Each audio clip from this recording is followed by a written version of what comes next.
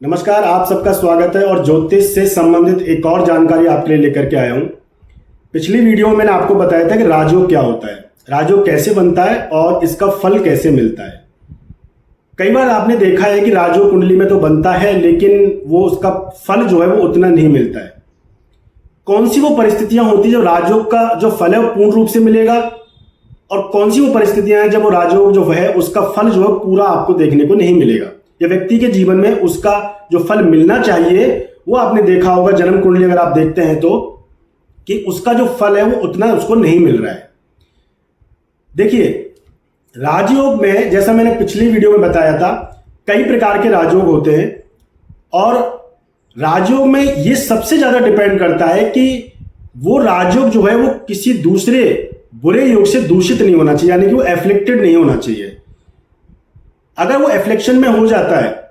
तो फिर उस राजयोग का कोई फल उसको नहीं मिलता है, या कह सकते हैं कि राजयोग का फल जो है उसको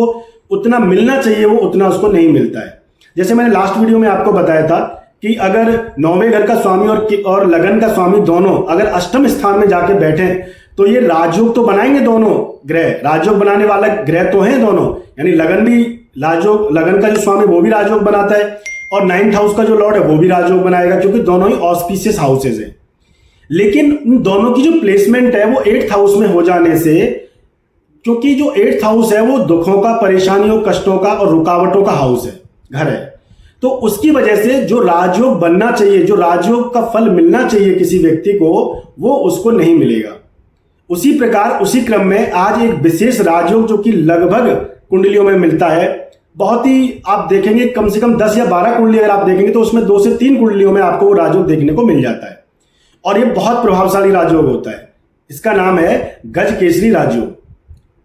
चंद्रमा और गुरु से बनने वाला ये राजयोग है। अगर चंद्रमा और गुरु आपस में एक दूसरे से केंद्र में आ जाते हैं तो ये राजयोग बनता है। अगर ये दोनों केंद्र में ही अगर आ जाएं, यानी कि 1, 4, 7 और 10वां जो स्थान है कुंडली का, उसमें ही अगर ये केंद्र बनाए, केंद्र में आ जाएं, तब तो बहुत अच्छा राजयोग बनेगा। दोनों साथ में ही बैठे हो किसी हाउस में, केंद्र में, बहुत अच्छा है। एक अगर कोई 7वें घर में बैठा है तो कोई एक 10वें बैठा है तब भी राजयोग बनेगा। समसप्तक में बैठे यानी आपस में अपोजिशन में बैठे लगन में और 7वें घर में तो भी राजयोग बनेगा।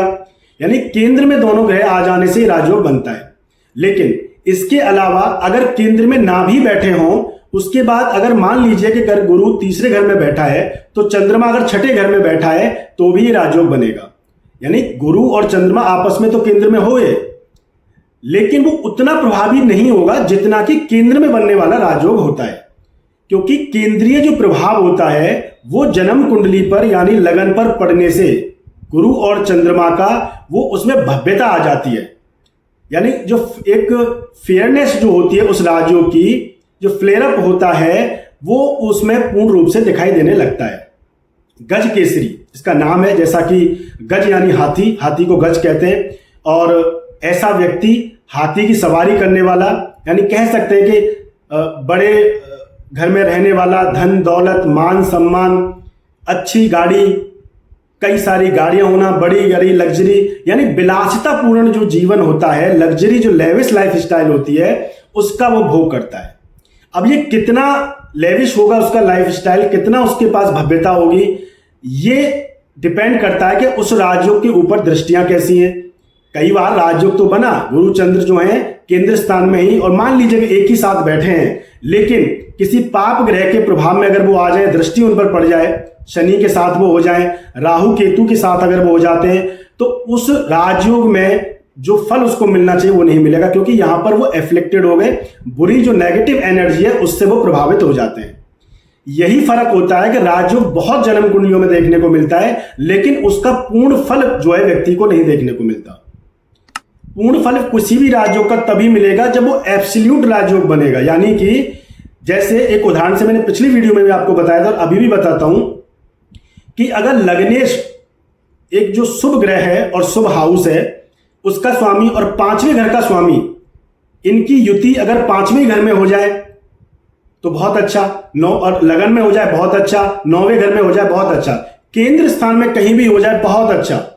तो यहां पर ये दूषित नहीं हुए, पर यहां पर इन जो ये राजयोग बना, फॉर्मेशन हुआ, इसमें कोई प्रॉब्लम नहीं है। लेकिन ये राजयोग अगर शनि राहु केतु इनसे अगर पीड़ित ये हो जाता है तो आप ये मानिए कि इस राजयोग में जो फल व्यक्ति को मिलने चाहिए वो उस व्यक्ति को फल जो है उसमें नहीं मिलेंगे। तो जन्म कुंडली में जब आप अध्ययन करते हैं, जब कोई प्रेडिक्शन आप करते हैं, जन्म कुंडली देखते हैं, तो उसमें बहुत ही ज्यादा सूक्ष्म तरह से सबटल चीजों को देखना होता है कि एक नजर में कई बार आपने कुंडली देखी, आपको लगा इसमें तो गजकेसरी राजयोग लगा हुआ है, इसमें और बहुत सारे राजयोग लगे हुए हैं जन्म कुंडली में, लेकिन आपने देखा कि परिस्थितियां हैं व्यक्ति के जीवन की वो बिल्कुल अलग हैं और आगे भी जो समय उसको आने वाला है जीवन में, अगर आप देखते हैं जन्म कुंडली में, तो वो उतना खास अच्छा रहने वाला नहीं है। या अब तक भी अगर उसका जो व्यक्ति है जिसकी जन्म कुंडली अगर आप देख रहे हैं, उसकी अगर एक एज अगर काफी अच्छी खासी हो चुकी है, 60 साल, 65, 70, और उस तब तक अगर उसको जीवन में वो सब हासिल नहीं हुआ जो वो प्राप्त करना चाहता है, कष्ट वाला समय रहा है उसका, तो आप ये बिल्कुल देख सकते हैं जन्म कुंडली में कि आगे आने वाला समय भी कोई खास अच्छा उसका रहने वाला नहीं है। क्योंकि ये जो राजयोग होते हैं ये अपना प्रभाव जन्म कुंडली में जरूर देते हैं और ये बहुत ही जल्दी अब जीवन में व्यक्ति को धीरे धीरे उसको आगे बढ़ाना शुरू कर देते हैं। राजयोग कौन सा बना हुआ है, किस प्रकार का बना हुआ है, किस जगह पर राजयोग बना हुआ है, ये सारी चीजें डिपेंड करती हैं जन्म कुंडली में। तो दोस्तों ये था राजयोग के ऊपर। और देखिए राजयोग बहुत सारे हैं, बहुत सारे राजयोग हैं, एक एक करके मैं वीडियोस में लाते रहूंगा, क्योंकि एक ही वीडियो में अगर मैं सब बनाने लगा तो मुझे पता है कि 2 से ढाई घंटे की वीडियो हो जाएगी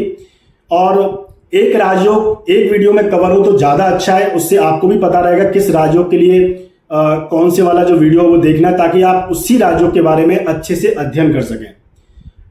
आपकी कुंडली में कौन सा राजयोग है और आप जिन कुंडलियों को देखते हैं उनमें आपने क्या पाया कि कोई राजयोग कितनी अच्छी फॉर्मेशंस में है, कितना अच्छा राजयोग बना है और उसके बाद भी उसको उतने रिजल्ट नहीं मिल रहे हैं। और आपने कई बार देखा कि व्यक्ति जो है उसकी कुंडली में राजयोग बहुत अच्छा बना हुआ है और उसी तरह का उसका जीवन है, यानी कि धन संपत्ति मान सम्मान सब कुछ जो है व्यक्ति को मिला हुआ है। तो आगे आने वाली वीडियोस में मैं फिर से आपको ज्योतिष से संबंधित जो चर्चा है वो लेकर के आते रहूंगा। आपके कमेंट जो है वो आप कमेंट बॉक्स में दर्ज कर सकते हैं, वो आप लिख सकते हैं। कोई स्पेसिफिक अगर आप कोई टॉपिक जिस पे आपका कोई क्वेश्चन है, जो प्रश्न है, अगर आप उस पर मेरे से कोई वीडियो चाहते हैं तो आप उसको कमेंट बॉक्स में जरूर लिखिएगा। तो आज के लिए बस इतना ही। क्लोजिंग से पहले आप चैनल को सब्सक्राइब जरूर करिएगा, क्योंकि आगे आने वाली वीडियोस में इसी तरह से ज्योतिष से संबंधित, ज्योतिष क्या है, कैसे है और ये कैसे काम करता है, प्रेडिक्शन कैसे करते हैं, और फलित में प्रेडिक्शन में कहीं कोई कमी है जो प्रेडिक्शन नहीं हो पाती है। चार्ट रीड करने में सबसे इंपॉर्टेंट तो यही होता है कि लोग जो है वो चार्ट रीड नहीं कर पाते। मेरे पास बहुत सारे लोग जो हैं जनरली मेरे पास जो क्वेश्चन लेके आते हैं वो यही आते हैं कि वो पूरा चार्ट देखना तो बहुत दूर की बात है, वो एक किसी हाउस को पकड़ना उनके लिए मुश्किल हो जाता है, किसी एक ग्रह को पकड़ना मुश्किल हो जाता है। उसमें तो फिर आप समझ लीजिए कि 12 घर हैं और 9 ग्रह हैं और 27 नक्षत्र हैं। उसके बाद फिर 360 डिग्री होती है, जिसको हम सब में जाएंगे तो नवांश होता है, दशमांश होता है, षोडश वर्गा उसमें होता है और पता नहीं कितनी पद्धतियां उसमें होती हैं, देखनी होती हैं। जब आप जन्म कुंडली का अध्ययन करते हैं तो सब कुछ एक साथ ही आपको देखना होता है, और जब आप ये सारी चीज एक साथ देखते हैं तो निश्चित ही परेशानी उसमें होती है। लेकिन क्योंकि ज्योतिष जो है वो अध्ययन का विषय है, वो एक कंटिन्यूअस, आप कितना अध्ययन उस पर करते हैं, कितना रिसर्च आप करते हैं, और ये 24/7 का विषय है।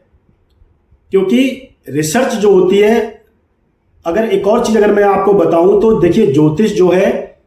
वो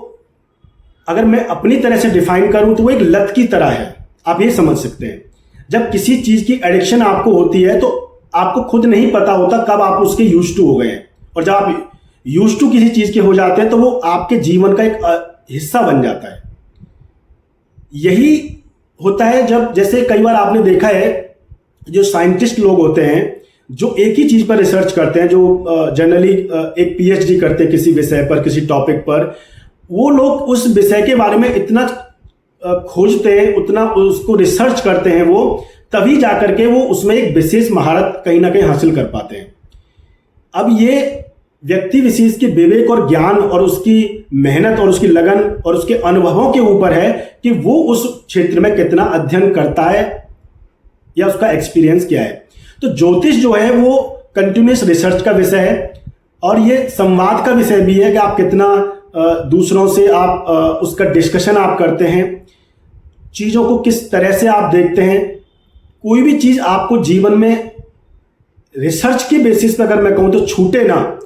तो उसके लिए कोई भी टॉपिक अगर आपके दिमाग में, कोई भी प्रश्न अगर आपके दिमाग में ज्योतिष से संबंधित, तो वो डिस्कशन टेबल पर होना बहुत जरूरी है। तो अगर आप मेरे से कोई डिस्कस करना चाहते हैं ज्योतिष के ऊपर, तो कोई टॉपिक पे अगर आप वीडियो चाहते हैं तो आप कमेंट बॉक्स में जरूर बताइएगा, मैं निश्चित ही उस पर वीडियो लेकर के आऊँगा। और लाइव सेशंस में जब आऊँगा मैं यूट्यूब पर, तो भी आप मेरे से प्रश्न पूछ सकते हैं। जन्म कुंडली अध्ययन अगर आप कराना चाहते हैं अपनी जन्म कुंडली का, उसके लिए भी आप संपर्क कर सकते हैं। तो आने वाली वीडियोस के लिए चैनल को सब्सक्राइब करिएगा। आज के लिए बस इतना ही, मिलते हैं अगली वाली वीडियो में, तब तक के लिए नमस्कार।